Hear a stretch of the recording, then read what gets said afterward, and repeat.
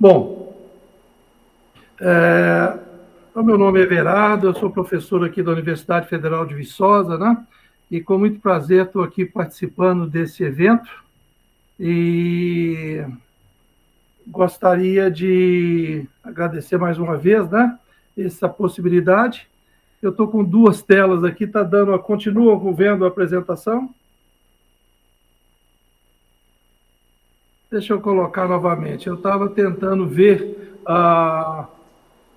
participar de forma ver vocês aqui, mas eu vou colocar a apresentação e aí eu fico sem qualquer coisa você me fala, viu, Jorge? Com certeza, professor. Tá ok. Então, tá ok? Tá ok. Bom, eu vou comentar rapidamente uma introdução, falar um pouco mais especificamente do manejo de irrigação, vou falar da eficiência de irrigação e um pouco de energia bem rápido e vamos concluir. Então, na verdade, é uma introdução seguinte. Primeiro aqui a Universidade Federal de Viçosa, eu sempre gosto de difundir porque é o local que me deu condição de desenvolver meu trabalho relativo à irrigação e eu estou tendo problema aqui. Saiu sua tela. Hein? Saiu sua tela. Saiu? A tela saiu. Vamos lá.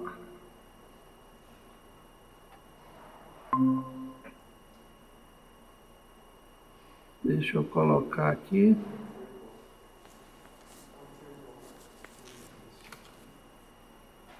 Agora vamos embalar. Tela cheia. Ok? Ela não está a tela cheia ainda, professor. Vamos verter aqui. Aí Agora sim. Pronto? Agora sim está em tela cheia. Tá. Então, vamos aqui à Universidade Federal de Viçosa. Eu gosto sempre de começar por esse slide, né? Um local que eu trabalhei a vida inteira, que me permitiu envolver na agricultura irrigada, na irrigação, ensino, pesquisa e extensão. Então, é o grupo nosso do GESAI, o grupo de professores, estudantes que trabalhamos juntos aqui.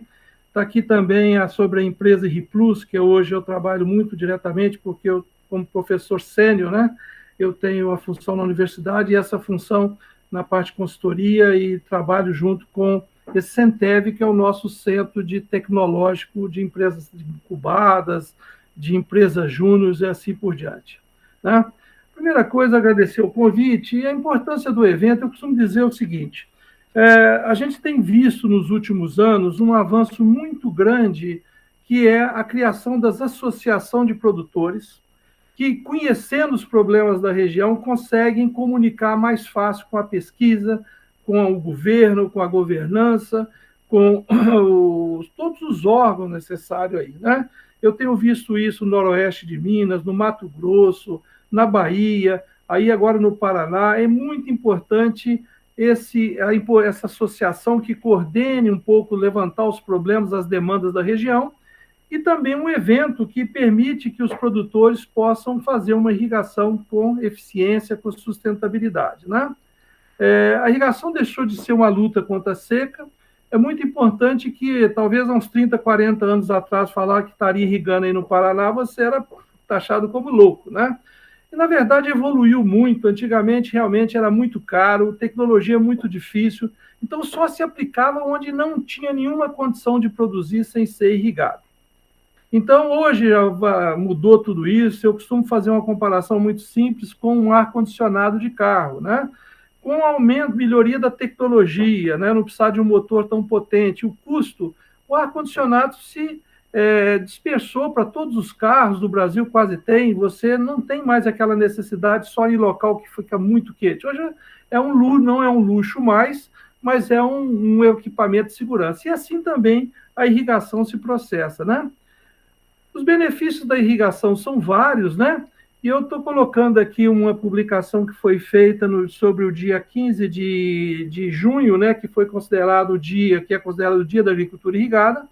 Nosso colega Lineu, que é também pesquisador da Embrapa, Cerrado, em Brasília, ele listou nessa publicação, ou seja, produtividade média cresce 3 vezes, que é de sequeiro, podendo ser algumas vezes com o arroz chegar até 6 vezes, reduz a variabilidade anual da produção, viabiliza a produção de certas culturas, como, por exemplo, as hortaliças e culturas mais sensíveis ao déficit hídrico, viabiliza a produção durante todo o ano, né? E garante qualidade do produto final, aumentando seu valor agregado, seu valor de mercado. Gera muito emprego. A agricultura irrigada ela, mesmo os mais eficientes, como pivô central, irrigação localizada, ela gera um emprego permanente na fazenda, porque ela não deixa de produzir, né? O valor hoje da produção irrigada em 2019 foi estimado em 55 bilhões, e também no meio ambiente, pois reduz a demanda por abertura de novas áreas, né? Aqui eu gosto muito dessa figura, porque eu acho que enxerga muito bem o que a gente está falando. Na agricultura tropical, os ciclos sazonais são definidos pela disponibilidade de água. A irrigação é a tecnologia que permite quebrar esse ciclo.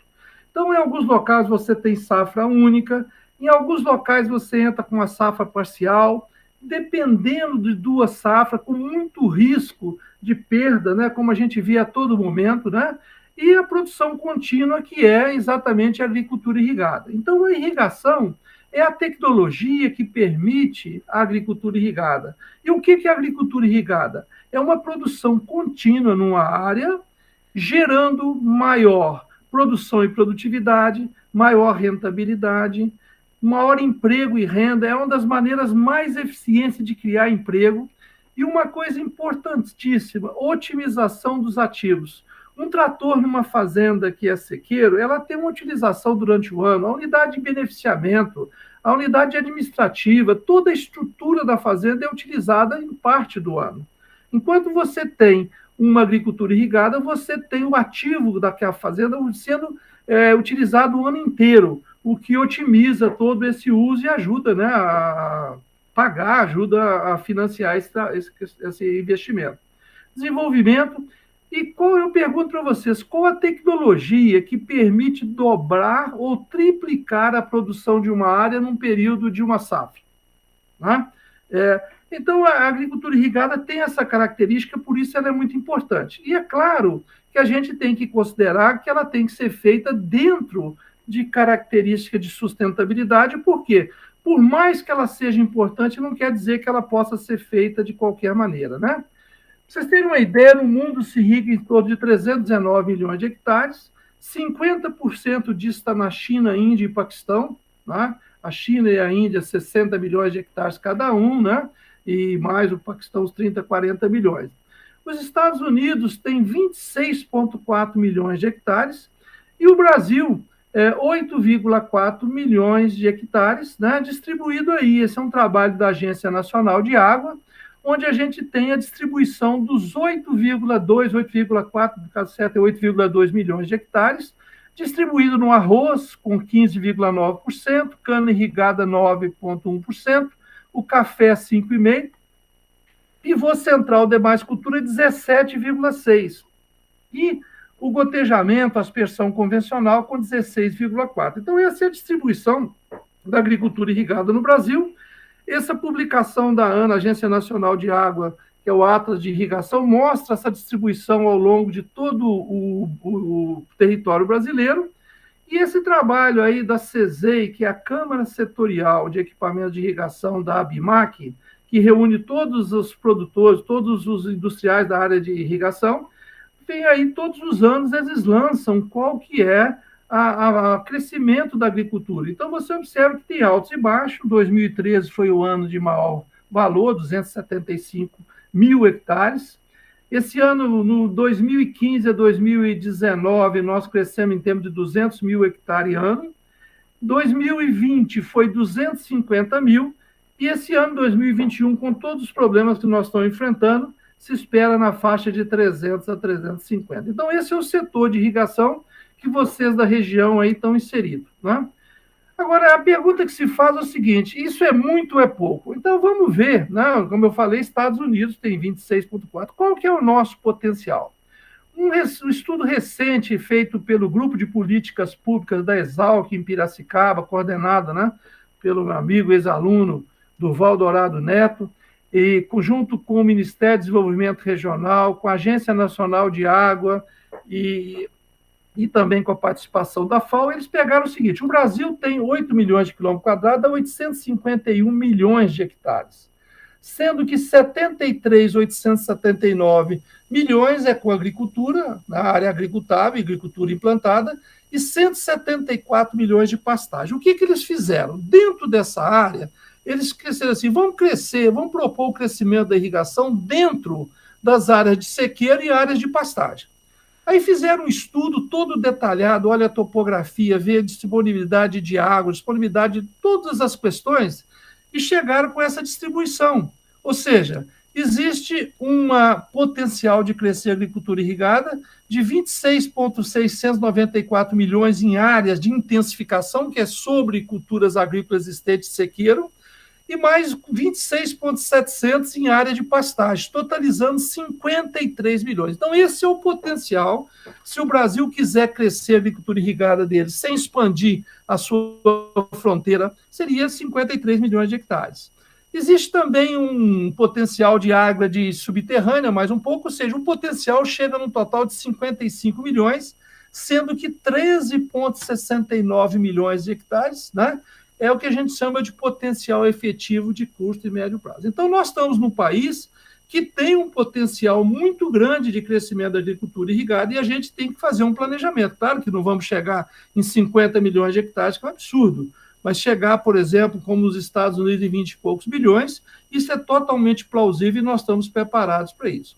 E eles, no estudo deles também, eles apresentam por região, eu vou colocar um pouco maior, no estado do Paraná, que vocês estão aí, nós teríamos em torno de 3,58 milhões de hectares sob intensificação, mais 275 sob pastagem, a água subterrânea 219, totalizando o potencial aí no estado do Paraná levantado nesse estudo de 4 milhões de hectares, né? E um potencial efetivo a curto e médio prazo de 2 milhões. Então, hoje é um potencial grande que se tem o estado do Paraná e pode trazer toda uma riqueza associada ao que vocês já têm aí, né?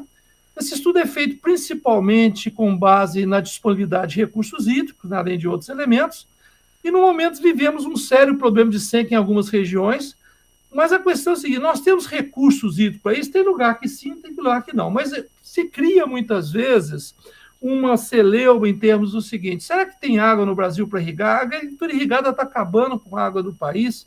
Isso é uma balela muito grande. É claro que existe necessidade da gente economizar, né? E usar bem. Algumas regiões já têm uma pressão muito grande, mas a gente tem condição de crescer. Observe aqui que nós temos uma lei, Lei de Recursos Hídricos, de 1997, que é uma das leis mais modernas do mundo em relação. E todo o crescimento da agricultura irrigada, o mais importante, é depois dessa época, com a questão de outorga, a água como bem de domínio público. Uma questão importante é que nós temos os diferentes usos. É claro que a agricultura irrigada ela está inserida aqui, ela tem que respeitar esse uso urbano, ecossistema, lazer, indústria, mas ela tem um espaço grande porque ela gera um benefício grande e a gente pode trabalhar convivendo com todos os outros usos sem nenhum problema. Só para vocês terem uma ideia, o Brasil tem diversas regiões hidrográficas, né?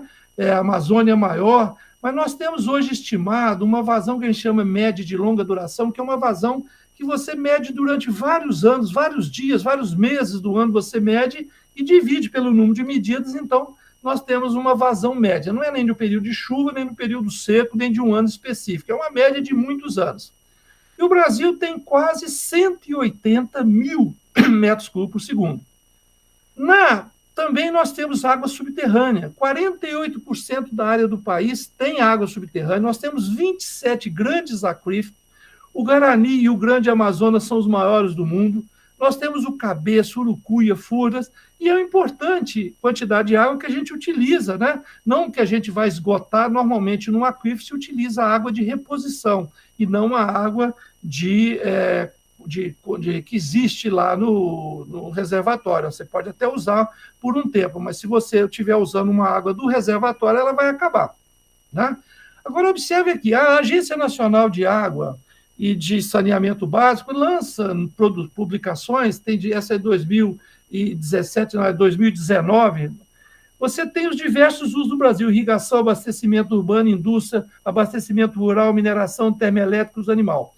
Nós temos que a agricultura irrigada utiliza 52%, com 1.083, e o uso total é 2.082. Será que isso é muito? Bom, se eu pegar a vazão de todos os rios brasileiros, que é 179.938, significa que a agricultura irrigada usa 0,6%, 0,7% das vazões dos rios médias do rio do Brasil.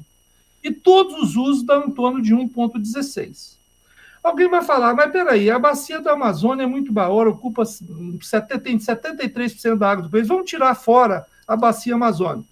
Então, nós teríamos quase 48 mil metros cúbicos por segundo, que daria 2,26 e 4,36. Então, vocês vão coincidir comigo de que um país que usa 0,6 ou 2,26% da água dos rios para irrigar é um país que tem ainda um potencial grande para crescer. O que o pessoal faz, e aí é um pouco de covardia com o setor, fala que a gente utiliza 60%, 50%, 70% porque é do uso total. Olha, o uso total representa 1,16 se pega as bacias de todos os rios, ou 4,36, que é a bacia sem a bacia amazônica, e esse é o uso, né?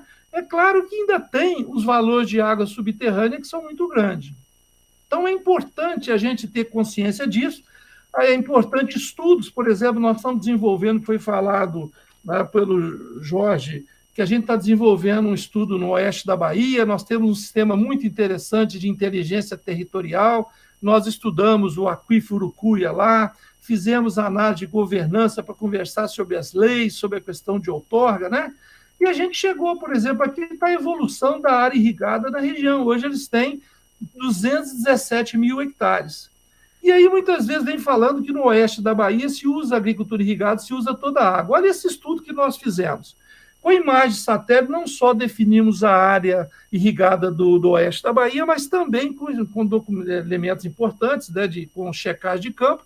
Nós chegamos que como é que é a evolução do uso de água desde o ano de 2001 até 2020, onde a gente observa como é que essas curvas azuis aí significam a vazão metros cúbicos por segundo utilizada na região efetivamente para irrigação. E aí chega à conclusão que o mês de junho de 2018, a agricultura irrigada deu 66 metros cúbicos por segundo. E muita gente fala, pô, você está acabando com a água do oeste da Bahia.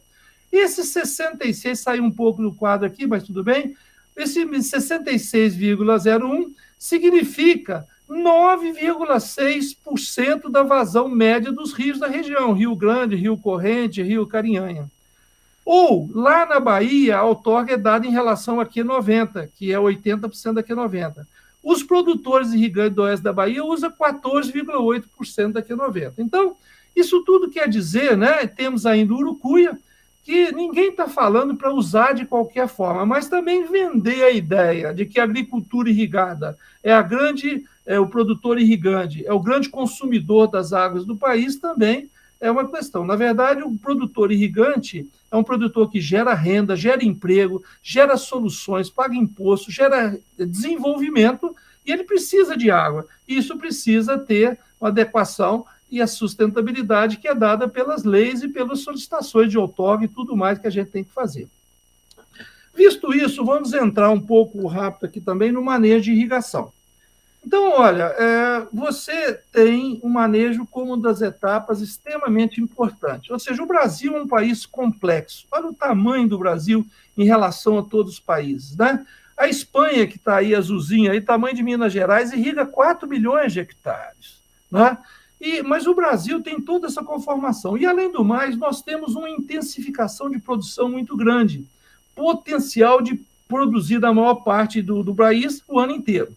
Então, há de conferir que a agricultura irrigada, ela precisa, não é à toa que a agricultura irrigada brasileira é o que tem os maiores avanços do ponto de vista de manejo. Se tiver aí discussão aí com a RGE, e outras empresas existem também, o porquê? Porque nós temos uma extensão muito grande, uma intensificação de plantio muito grande e uma variabilidade. O Nebraska, que é o tamanho aí do estado do Paraná, é um estado americano, o tamanho do estado do Paraná, ele irriga 3,5 milhões de hectares. Só que uma produção, numa época do ano, após o degelo, após o período frio, faz um plantio e pronto. Lá, então, o manejo no Brasil, ele é muito mais complexo. Você está sempre colhendo e está sempre produzindo com as variações de clima, variação de cultura, variação de tudo. Então, com isso, o manejo de irrigação se torna complexo, por quê? Não porque é muito difícil, porque envolve solo, água, clima, planta, irrigação, avaliação, durante 365 dias, são muitos aspectos, e por isso um sistema profissional. Foi por isso que em 2000, nós comendou, em 1995 a 97, fizemos o desenvolvimento dos primeiros softwares. Depois a gente tentou repassar isso para as empresas e com dificuldade disso criamos a RGE. Por quê? Porque sem o manejo de irrigação é difícil você ter uma irrigação eficiente. Energia cara, água demais, então você vai ter consumo de energia, vai pagar muita energia. Além disso, água demais traz doença, traz problemas na cultura, lixiviação de nutrientes.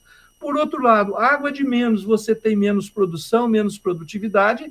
Então, o manejo da irrigação é o elemento que vem ajudar o produtor que comprou um equipamento, um pivô de alta performance, um pivô, para que ele possa funcionar adequadamente. Um pivô aí com uma distância razoável, não muito grande aí do curso d'água, tá? Uma volta dele só em energia pode valer 2 a 3 mil reais.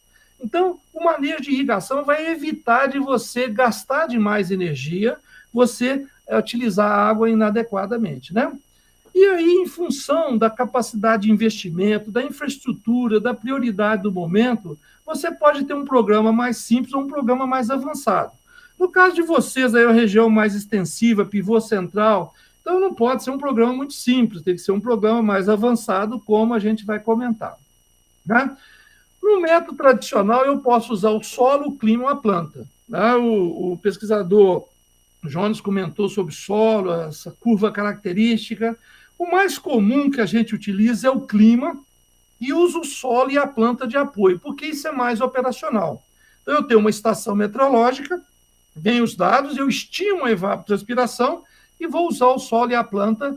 E mais recentemente, com o advento da modernização, os satélites, os VANTs, eles são parceiros nossos importantes. Né? Os satélites hoje, no sistema RGE, o pessoal que discutiu aí recebe automaticamente dentro do arquivo da Fazenda imagens de satélites para poder posicionar, para poder discutir. Você pode estimar a produtividade através de NDVI, do SAV, né? Nós temos, então, que avançar muito nisso, que são imagens que podem ajudar a gente a ver problemas de uniformidade, problemas de perda de produção e conta de todo tipo, né? O manejo que a gente faz é uma conta bancária. Você tem a chuva e a irrigação, né? É muito importante a gente ter a previsão da chuva, que se vai chover e eu irrigar, eu vou estar gastando dinheiro para suprir uma água que a chuva estava chegando, né? E tem também a saída, que é a evapotranspiração, que é o último, e a percolação e escoamento, que é perdas que a gente não aceita.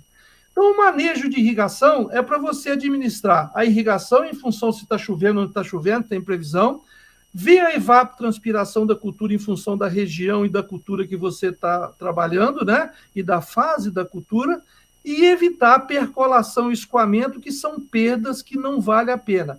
Percolação e escoamento, por exemplo, é uma burrice na própria agricultura de sequeira. Imagina na agricultura irrigada, né? Então, estima-se a umidade do solo, eu tenho as entradas e saídas. Eu gosto muito de colocar, principalmente uma região nova, como é que a gente faz o manejo, né? Então, observe aí que eu tenho um ciclo aqui no eixo de baixo, tem a umidade na vertical e tem aqui o ótimo, que é a capacidade de campo, que foi falado, a determinação aí dos parâmetros de físico aí do Soder, né, o pesquisador Jones. Nós temos o ponto de murcha permanente, que é a planta, ou seja, existe um limite ótimo de água no solo. Observe que tem água para cima, mas aí é saturação. Então, o limite ótimo onde tem água, solo e ar, para que a planta sobreviva. O ponto de murcha permanente é aquela quantidade de água que existe no solo que a planta não consegue retirar e vai morrer. Existe a umidade de segurança, porque ninguém vai ficar chegando perto do ponto de murcha numa cultura irrigada. Numa cultura de sequeiro você chega, porque não tem outra maneira. Então, observe aqui que eu sei que a capacidade de campo é 24%, o ponto de murcha é 20%, o ponto de murcha é 16%, e a unidade de segurança 20%. Então, o nosso objetivo é ficar entre o 24% e o 20%, como se fosse o amarelo para baixo, fosse o cheque especial de uma conta bancária. Agora, esses 24% é muito simples, principalmente os técnicos que estão nos ouvindo, o importante é saber transformar. Olha aqui, como é que eu passo 24% em peso para milímetro?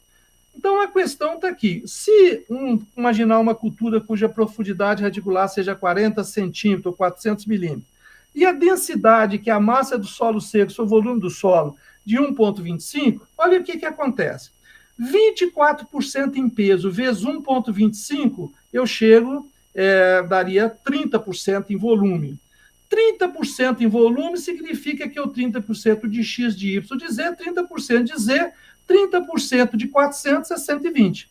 Então, os 24% para essa cultura, por esse solo, significa que eu tenho 120 milímetros no solo.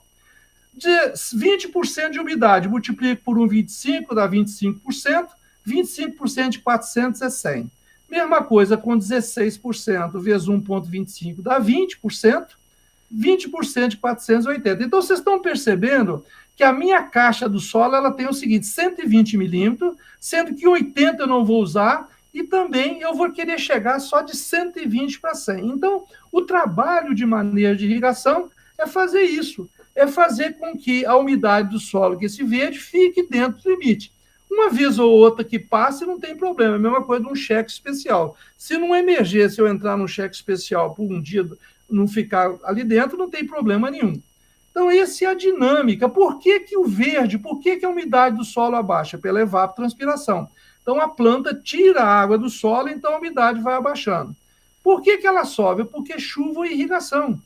Então, observem que a gente vai trabalhando esse conceito no manejo de irrigação. O que a implantação de um programa de manejo faz é você tirar o máximo partido do seu sistema de irrigação sem irrigar de mais ou de menos. Como é que eu faço para checar se isso está certo? Eu posso, de vez em quando, tirar uma umidade do solo e, com isso, eu vou checando se o nível que eu estimei de umidade do solo está batendo. É como uma conta bancária. De vez em quando, eu tiro um extrato, tiro um saldo e checo se está tudo bem. Então, essa é a dinâmica do manejo de irrigação. Observe aí um gráfico da IRGE, né, para uma cultura de feijão. Observe aí que aí está em espanhol, não sei porque eu peguei esse aqui, mas tudo bem. A irrigação 194 milímetros, choveu 20, o excesso foi isso, tem todos os custos aí, a produtividade. Observe que é exatamente o que eu mostrei ali na teoria. E observe aqui também manejo adequado. Observe que aqui mofo branco entrou, esclerotina é muito comum num período aí mais de fechamento do feijão. O que o manejo de irrigação faz? Se eu não irrigar, eu vou ferrar com a minha produtividade. Se eu irrigar, então a gente começa a irrigar de forma mais próximo do limite do F, evitando molhar demais. Então, são estratégias que se adota para economizar energia, problemas de doença, problemas de não ter... Tudo um processo que o manejo de irrigação permite, né? Bom, aqui também é feito curvas, onde você tem, aqui embaixo, a redução da evapotranspiração de 5% a 45% e a produtividade no eixo Y. Observe que se eu for com um certo estresse de 10, 12, 12,5%, até 15% de der um estresse na planta, eu não tenho queda de produtividade.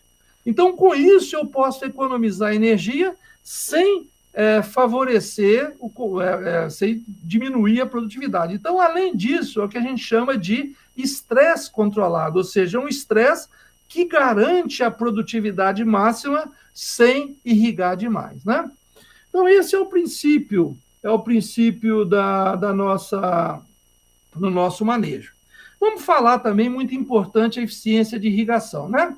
A eficiência de irrigação que vai garantir que você vai utilizar a água de forma objetiva, ou seja, então o manejo de irrigação permite você irrigar na hora certa, com a quantidade de água certa, respeitando os estresses possíveis, a economia de energia, problemas de doença que possam aparecer, máxima produtividade. E anotando tudo, porque se a gente não anota nada, a gente acaba esquecendo. Uma vez que você define um padrão para a fazenda, você pode repetir aquilo. Mas uma questão importante é a eficiência de irrigação, né? A sociedade nos cobra muito e nós precisamos ter cuidado com isso. Então, as eficiências devido ao clima e ao sistema de irrigação, eu posso ter, durante a irrigação, as perdas por evaporação, arraste pelo vento e desuniformidade. Se eu tiver um sistema que não é muito bom, eu aplico 10 milímetros ali, 12 aqui, 15 aqui, e eu vou bagunçar toda a minha cultura. O que eu faço nesse caso? A solução são sistemas de irrigação modernos e emissores de alta performance. Então, nós temos aí pivôs, né, com toda a questão de taxa variável, de controle de giro, toda a questão de controle que você tem, os pivôs têm. E nós temos no Brasil os maiores fabricantes do mundo de emissores, a Sandy, a Comet, a Nelson, que vocês estão disponíveis nos pivôs, né, para poder conseguir. O que esses emissores fazem? Eles são colocados mais embaixo para diminuir a evaporação e arraste do vento, e também tem uma excelente performance do ponto de vista de controle. Vocês estão vendo aí um regulador de pressão. Então, isso nós temos que as perdas por evaporação e arraste uniformidade são totalmente administradas pelos equipamentos que nós utilizamos, tanto nos pivôs centrais, na irrigação localizada também. Mas também tem a falta de planejamento, ou seja, imagine o seguinte, eu tenho o melhor pivô do mundo, com os melhores emissores, tudo perfeito, controlado, mas eu não sei se eu vou dar uma volta, 2 voltas, 3 voltas. Vamos supor que uma cultura no seu ciclo precisa de X milímetros, vamos supor 300 milímetros, e o pivô joga, por exemplo, 6 milímetros por volta, então eu teria que dar 50 voltas durante o ciclo para atender. Se eu der 40, se eu der 60, eu vou estar prejudicando. Então, no caso, as perdas por falta de planejamento são os excessos de irrigação que a gente tem que evitar, e a solução é o manejo tecnificado, né? O grande problema que a gente encontra são nas grandes áreas, como vocês aí, a gente acaba tendo um maior poder aquisitivo, os sistemas modernos, maior escala de economia em função do tamanho da área, tecnologia, infraestrutura, sistema de manejo de irrigação, como o da IRGE, que está trabalhando junto, né, com a Total Hidro, forte tendência de implantação. Então, nós temos consultores independentes, as firmas trabalhando aí, como é o caso da IRGE, que é a líder de mercado nessa área de manejo de irrigação, né? É uma empresa que eu tive o prazer de criar em 2005, né? E, posteriormente, ela cresceu muito, fizemos uma parceria com a Valmet em 2011. Em 2016, nesse novo momento de grande investimento, né? Precisava investir no software, investir em todo o processo, a Valmet assumiu o controle total da empresa, investiu muito, né? Em 2017, lançou o Valley, o IRGE Connect. Em 2018, a Valmet Mundial lançou o sistema que vocês têm disponível em IRGE aí no Paraná, é o mesmo que o produtor do mundo tem através do Valley Schedule, que é a plataforma mundial da Valmet, né? Tem aí a telemetria, tem sistema gerencial todo na web, tem as informações de sensores e tudo mais, né? Tem aí todos os elementos na mão, e a IRGE hoje atende mais de 25 mil parcelas, mais de 1.800 fazendas e cerca de 900 mil hectares no mundo inteiro, né? Então, o que vocês têm aí no Paraná com a IRGE é o que o produtor no mundo inteiro está buscando e veio no Brasil buscar tecnologia. Existem outras empresas? Existem. São competentes também? São, né? Mas eu acho que a parceria entre a empresa Valmet e a IRGE é fundamental para você adquirir isso aí de forma mais direta. O grande problema está nos pequenos produtores. A gente tem trabalhado muito, atualmente eu sou presidente da ABID, Associação Brasileira de Irrigação e Drenagem, pesquisador, e a gente tem trabalhado muito no sentido de buscar a solução para os pequenos produtores. Por quê? Menor poder aquisitivo, mais difícil você implantar uma tecnologia porque não tem um engenheiro, não tem um técnico lá dentro, né? É muito importante a assistência técnica pública das associações e cooperativas, e nós sabemos que precisa de mais indução. Então, é uma área que depende muito da assistência técnica para o grande produtor acaba buscando assessoria, buscando as informações. Hoje os produtores viajam o mundo inteiro, têm acesso. O maior problema são os pequenos e a gente precisa cuidar muito bem deles. Eu escrevi na revista Valmet, terceira edição, revista Pivot Point, que está lá no site da Valmet, A desafio exatamente de gestão em pequenas áreas, que a gente tem que preocupar também, né? E a gente trabalha mais com alguns sensores de solo, né? E eu não vou entrar em detalhe agora, mas em 2008 eu criei uma empresa, IRIPlus, exatamente voltada para gerenciamento de irrigação em pequenas propriedades. Treinou muita gente, desenvolveu sistemas de manejo, né? Para apoiar isso aí. E ele tem sistemas mais simples, como esse software simples, que é, no caso, para fazendas pequenas, agricultura familiar. Através de tabelas, você pode gerenciar a irrigação, ou seja, você vai numa estação, recebe a evapotranspiração e vai entrar nessas tabelas que são feitas pelo assistente técnico da fazenda, né, do extensão rural, e pode gerar os tempos de irrigação para ajudar o produtor. Isso também pode ser colocado num celular, o que facilita muito a vida do pequeno produtor. Eu não vou entrar em detalhe, nós já escoramos a hora. Eu só queria dizer o seguinte: o grande problema nosso hoje é a energia elétrica no Brasil, preço muito alto. A energia elétrica, ela, para irrigação, ela precisa ser de boa qualidade, boa disponibilidade e preço baixo. Ter qualidade, disponibilidade e preço baixo. É tudo que nós não temos no Brasil. Se no Paraná talvez seja melhor, a gente convive na Bahia com sérios problemas nessa área, né? E a solução é uma gestão eficiente. Então, no caso da gestão da irrigação na fazenda, um dos grandes benefícios do trabalho da Irrigera, um trabalho de um pivô de alta performance, é exatamente a economia de energia, porque um equipamento eficiente, bem trabalhado, né, permite isso. Mas também está vindo a nova fronteira da energia solar.